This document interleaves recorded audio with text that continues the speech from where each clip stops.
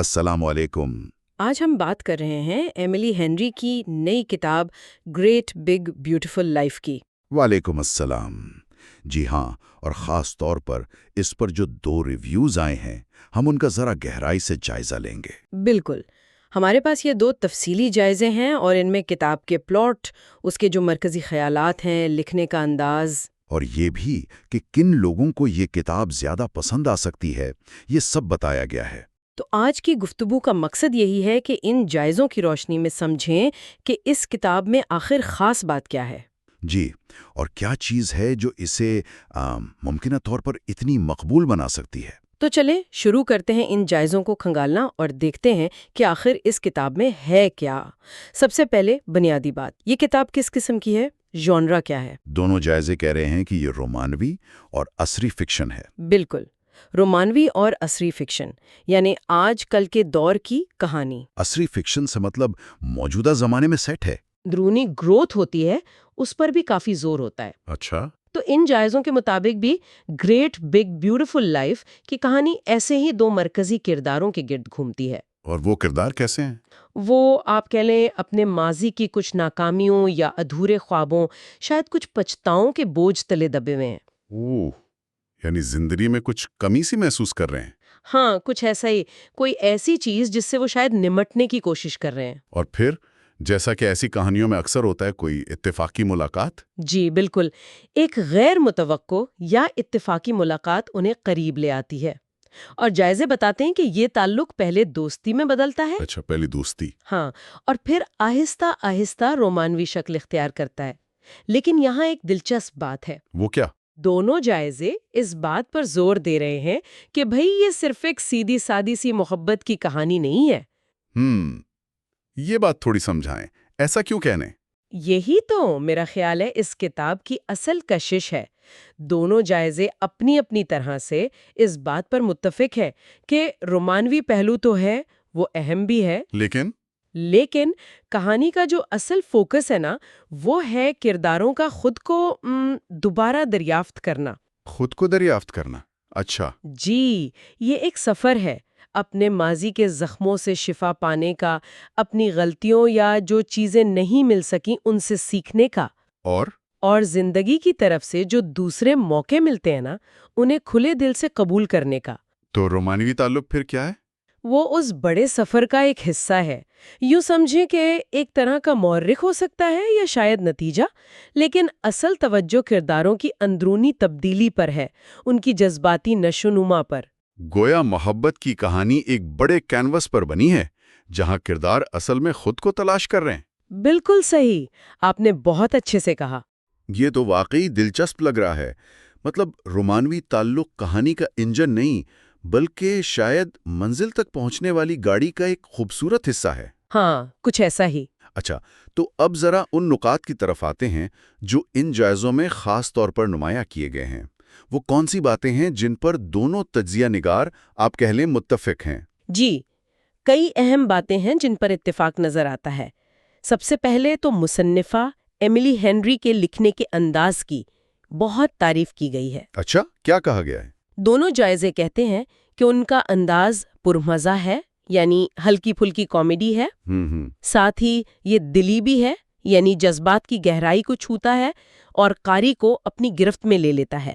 یہ آخری بات اہم ہے، انگیجنگ رائٹنگ سٹائل، یعنی کہانی کاری کو شروع سے آخر تک باندھے رکھتی ہے۔ جی ہاں، اور یہ لکھنے کا انداز تو بہت اہم ہوتا ہے، خاص طور پر جب کہانی میں جذباتی اتار چڑھاؤ ہوں۔ قاری کا کرداروں سے جڑنا اسی پر منحصر ہوتا ہے نا؟ بالکل۔ اس کے علاوہ جو دوسرا بڑا نقطہ ہے جس کا ہم نے ابھی ذکر بھی کیا تھا تھوڑا سا، جی، وہ ہے کہانی کے مختلف عناصر کا امتزاج۔ اچھا، وہ کیسے؟ جائزے خاص طور پر بتاتے ہیں کہ ناول میں رومانوی پہلو، جذباتی شفا یابی کا عمل اور کرداروں کی شخصی نشوونما، یہ تینوں چیزیں بہت مہارت اور خوبصورتی سے ایک ساتھ بنی گئی ہیں۔ یہ الگ الگ ٹریکس نہیں ہیں؟ نہیں، بلکہ ایک دوسرے میں گتھے ہوئے ہیں، اور یہی امتزاج کہانی کو سطحی ہونے سے بچاتا ہے، اسے ایک خاص قسم کی گہرائی دیتا ہے۔ کیا جائزوں میں یہ بتایا گیا کہ یہ امتزاج اتنا مؤثر کیوں ہے؟ مطلب بہت سی کتابیں ان موضوعات کو لیتی ہیں، یہاں کیا خاص ہے؟ کوئی تکنیک؟ دیکھیں، براہ راست کسی تکنیک کا نام تو نہیں لیا گیا، لیکن تجزیے سے یہ تاثر ملتا ہے کہ خاص بات شاید وہ توازن ہے جو مصنفہ نے قائم رکھا ہے۔ توازن کس چیز میں؟ یعنی کہانی نہ تو پوری طرح ہلکی پھلکی رومانوی کامیڈی بن جاتی ہے، نہ ہی بہت زیادہ بھاری اور اداس جذباتی ڈرامہ، اچھا، اور کرداروں کی جو اندرونی کشمکش ہے اسے ہمدردی اور حقیقت پسندی سے دکھایا گیا ہے۔ اس سے قاری ان کے سفر سے خود کو جوڑ پاتا ہے۔ تو شاید اسی کو خوبصورتی سے بنا گیا کہا جا رہا ہے۔ جی، میرا خیال ہے یہی بات ہے کہ یہ مصنوعی نہیں لگتا، بلکہ زندگی کی طرح پیچیدہ، کثیر الجہتی محسوس ہوتا ہے۔ یہ توازن تو واقعی بہت اہم ہے۔ اچھا، ایک اور نقطہ جو دونوں جائزوں میں نظر آیا وہ کرداروں کے بارے میں ہے۔ کہا گیا ہے کہ کردار بہت ریلیٹیبل ہیں، قابل تعلق اور حقیقت پسندانہ۔ جی ہاں، اس کا کیا مطلب ہے عملی طور پر؟ کوئی مثال ہے اس کی؟ جائزے مثالیں تو نہیں دیتے، لیکن ریلیٹیبل اور ریئلسٹک جیسے الفاظ استعمال کرنے کا مطلب یہی ہے کہ کردار کوئی آسمان سے اترے ہوئے پرفیکٹ لوگ نہیں ہیں۔ اچھا، ان میں خامیاں ہیں، وہ غلطیاں کرتے ہیں، ان کے اپنے خوف ہیں، عدم تحفظات ہیں، وہ ایسے مسائل سے گزر رہے ہیں جن کا سامنا عام لوگ کرتے ہیں۔ نوکری کی فکر ہو، رشتے نبھانے کی مشکل ہو، یا ماضی کا کوئی بوجھ ہو۔ تو جب جائزے کہتے ہیں کہ وہ ہمارے اپنے حلقہ احباب میں موجود ہو سکتے ہیں، اس کا مطلب یہی ہے؟ بالکل، کہ ان کے رد عمل، ان کی باتیں، ان کے جذبات، یہ سب قاری کو جانے پہچانے لگتے ہیں، حقیقی محسوس ہوتے ہیں۔ اور اس حقیقت پسندی سے کیا ہوتا ہے؟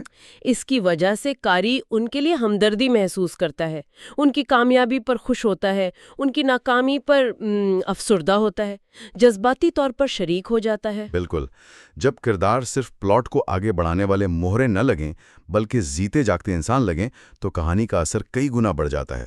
اچھا، اور آخری اہم نقطہ کیا تھا جس پر اتفاق تھا؟ آخری اہم نقطہ جو دونوں جائزے متفقہ طور پر اٹھاتے ہیں وہ یہ ہے کہ یہ کتاب مجموعی طور پر ایک اچھا محسوس کرانے والی یعنی فیل گڈ کہانی ہے۔ Feel good? جی، اور زندگی کی تصدیق کرنے والی یعنی لائف افرمنگ۔ اچھا، یعنی یہ صرف کرداروں کے مل جانے پر ختم نہیں ہوتی، بلکہ پڑھنے کے بعد قاری کے اندر ایک مثبت، ایک امید بھرا احساس چھوڑ جاتی ہے۔ یہ فیل گڈ کا لیبل کبھی کبھی تھوڑا مبہم سا لگتا ہے۔ کیا اس کا مطلب یہ ہے کہ کہانی میں گہرائی نہیں یا سب کچھ بہت آسانی سے ہو جاتا ہے؟ نہیں، ایسا نہیں ہے۔ تو پھر یہ فیل گڈ احساس آتا کہاں سے؟ کیا یہ حقیقت پسندی کی قیمت پر آتا ہے؟ یہ بہت اچھا سوال ہے۔ دیکھیں، جائزوں کے مجموعی تاثر سے ایسا بالکل نہیں لگتا کہ فیل گڈ کا مطلب حقیقت پسندی یا گہرائی کی کمی ہے، تو پھر؟ بلکہ یہ احساس شاید اس بات سے پیدا ہوتا ہے کہ کردار اپنی مشکلات اور ماضی کے بوجھ کے باوجود ہمت نہیں ہارتے۔ اچھا، وہ کوشش کرتے ہیں تبدیلی کے لیے، وہ ایک دوسرے کا سہارا بنتے ہیں، اور وہ دوسرے مواقع کو قبول کرنے کی ہمت دکھاتے ہیں۔ تو یہ فیل گڈ احساس آسان حلوں سے نہیں، بلکہ کرداروں کی لچک، ان کی امید پرستی سے جنم لیتا ہے۔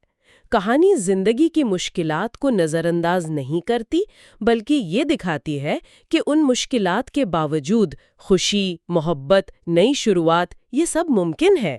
تو یہ ایک کمائی ہوئی خوشی کا احساس ہے، نہ کہ بناوٹی یا سطحی۔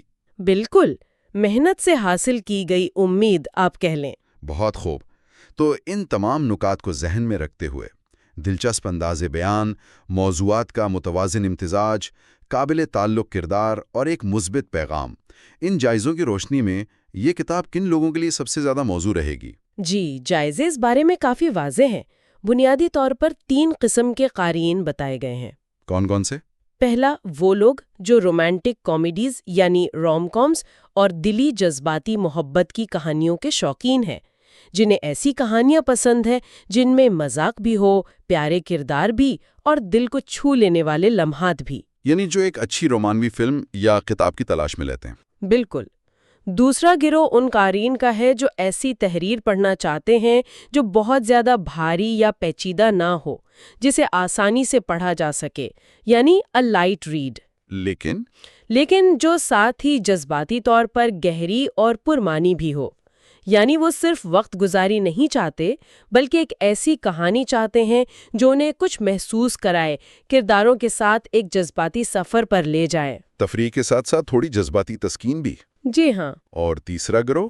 تیسرے وہ قارئین ہیں جو پہلے سے ہی ایملی ہینری کی تحریروں سے واقف ہیں اور انہیں پسند کرتے ہیں۔ اچھا، ان کے فینز؟ جی، ان جائزوں کے مطابق اگر کسی کو ان کے پچھلے ناول پسند آئے ہیں تو یہ کتاب ان کے لیے مسٹ ریڈ ہے، لازمی پڑھنے والی۔ کیوں؟ کیا یہ ان کے پچھلے کام جیسی ہے؟ یہ مصنفہ کے مخصوص انداز، ان کے جانے پہچانے موضوعات جیسے مزاح، گہرے جذبات، کرداروں کی کیمسٹری، ان سب کو برقرار رکھتی ہے اور شاید انہیں مزید نکھارتی بھی ہے۔ یہ ان کے مداحوں کو مایوس نہیں کرے گی۔ ٹھیک ہے، تو یہ تینوں گروہ واضح ہو گئے۔ اب سب سے اہم سوال، ان دونوں جائزوں کی مجموعی رائے کیا ہے؟ کیا وہ کتاب کی خوبیوں اور خامیوں پر متفق ہیں اور ریٹنگ کیا دیے؟ جی ہاں، سب سے نمایاں بات یہی ہے کہ دونوں جائزے مجموعی طور پر بہت ہی مثبت ہیں اور ان کا نچوڑ بھی تقریباً ایک جیسا ہے۔ اچھا، کیا کہتے ہیں؟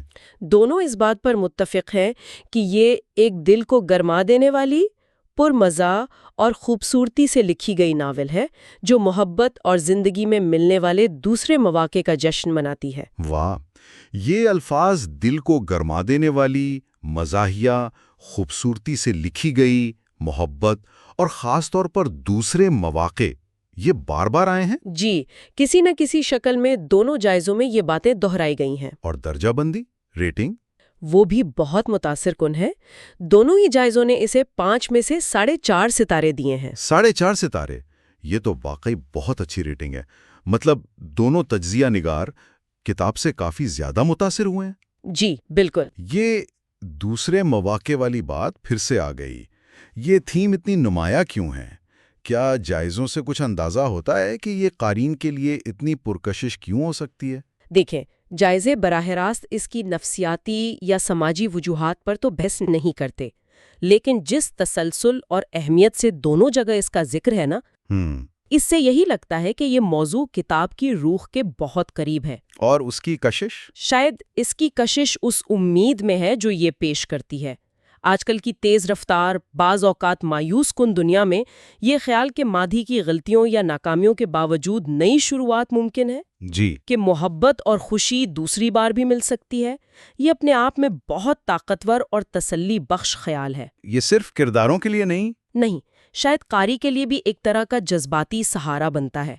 یہ کہانیاں ہمیں یاد دلاتی ہیں کہ انسان میں تبدیلی اور بہتری کی گنجائش ہمیشہ رہتی ہے۔ تو یہ تھیم جب اچھے کرداروں اور اچھے انداز میں پیش کی جائے تو گہری سطح پر جڑتی ہے۔ بالکل، اور یہ بلند ریٹنگ بھی شاید اسی گہرے تعلق کی عکاسی کر رہی ہے۔ تو خلاصہ یہ کہ ان جائزوں کی بنیاد پر گریٹ بگ بیوٹیفل لائف ایک ایسی کتاب لگتی ہے جو رومانوی کہانی کو شخصی ترقی، جذباتی شفا یابی اور انسانی لچک کے ساتھ بڑی مہارت سے بنتی ہے۔ اس کے کردار حقیقی ہیں، خامیاں بھی ہیں ان میں، مگر پیارے لگتے ہیں۔ قاری ان کے سفر سے خود کو جوڑ پاتا ہے۔ اور انداز بیان؟